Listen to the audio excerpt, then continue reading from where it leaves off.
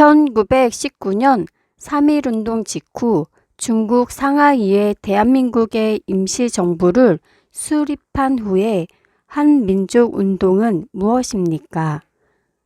독립운동입니다. 독립운동입니다. 남편은 아내의 아버지와 어머니를 어떻게 부르나요?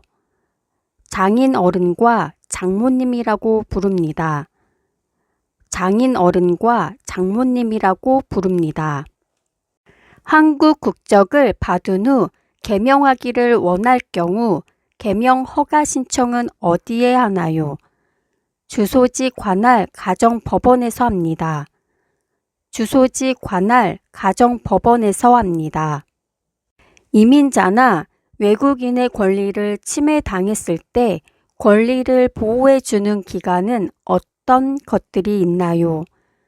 법원, 지자체 외국인 지원센터, 시민단체, 경찰서, 주민자치센터 등이 있습니다. 법원, 지자체, 외국인 지원센터, 시민단체, 경찰서, 주민자치센터 등이 있습니다.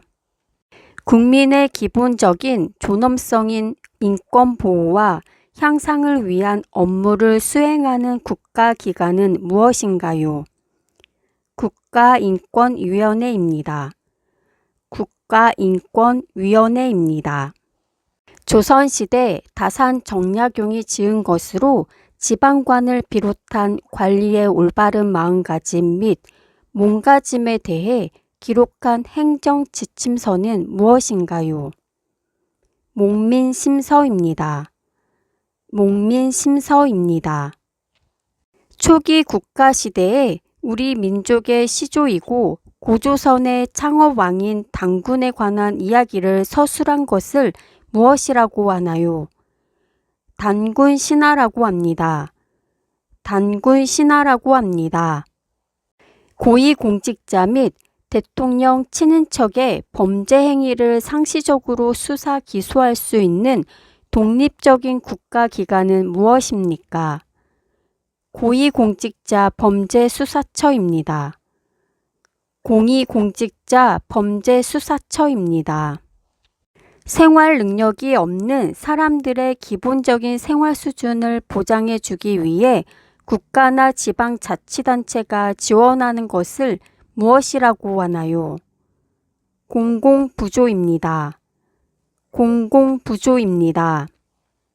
한국의 사회복지제도 중 공공부조에는 어떤 것이 있나요? 국민기초생활보장제도와 무료급여제도가 대표적인 공공부조입니다. 국민기초생활보장제도와 무료급여제도가 대표적인 공공부조입니다.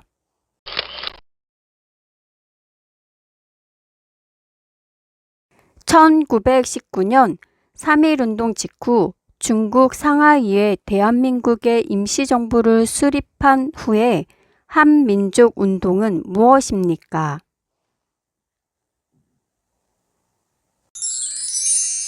정답은 독립운동입니다. 남편은 아내의 아버지와 어머니를 어떻게 부르나요?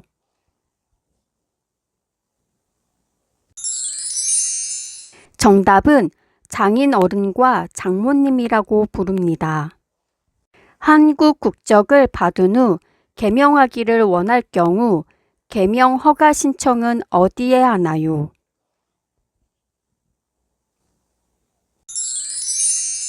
정답은 주소지 관할 가정법원에서 합니다. 이민자나 외국인의 권리를 침해당했을 때 권리를 보호해 주는 기관은 어떤 것들이 있나요?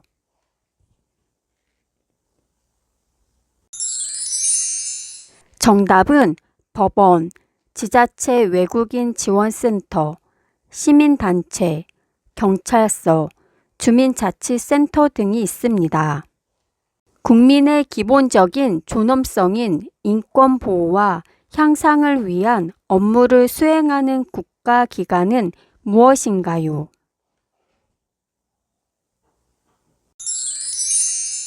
정답은 국가인권위원회입니다. 조선시대 다산 정약용이 지은 것으로 지방관을 비롯한 관리의 올바른 마음가짐 및 몸가짐에 대해 기록한 행정 지침서는 무엇인가요?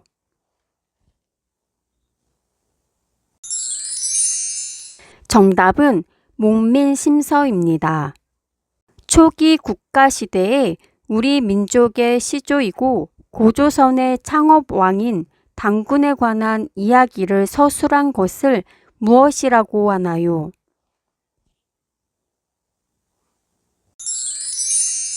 정답은 단군 신화라고 합니다. 고위공직자 및 대통령 친인척의 범죄 행위를 상시적으로 수사 기소할 수 있는 독립적인 국가기관은 무엇입니까?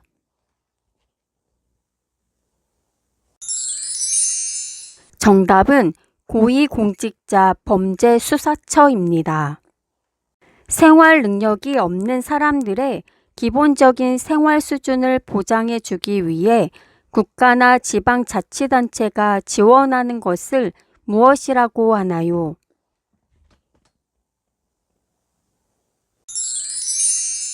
정답은 공공부조입니다.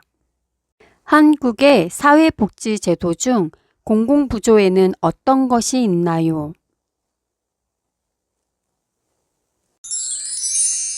정답은 국민기초생활보장제도와 의료급여제도가 대표적인 공공부조입니다. Good!